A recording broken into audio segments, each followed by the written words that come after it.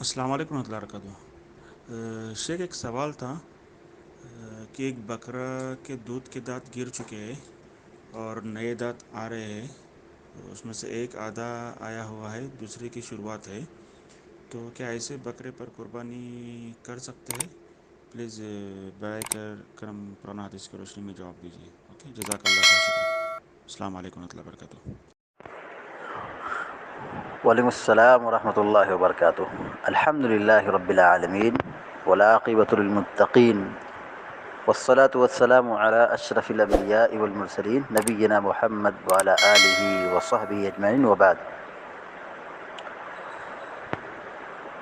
وہ جانور جس نے اپنے دودھ کے دانت کو گرا دیا ہے، یعنی اس کے دودھ کے جو اگلے جو دانت ہوتے ہیں وہ گر چکے ہیں، تو اس کی قربانی جائز اور درست ہوگی، اور اس جانور کو ڈانٹا جانور کہا جائے گا۔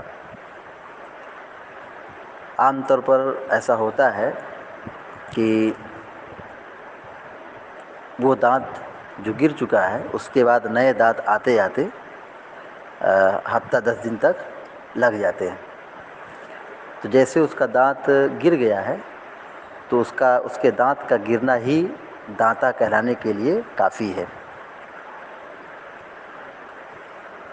امید کی بات تو واضح ہوگی۔ اللہ تعالی ہم سب کو علم نافع عطا فرمائے، آمین یا رب العالمین۔ وصلی اللہ علی نبینا محمد وعلی آلہ وصحبہ اجمعین۔ السلام علیکم ورحمۃ اللہ وبرکاتہ۔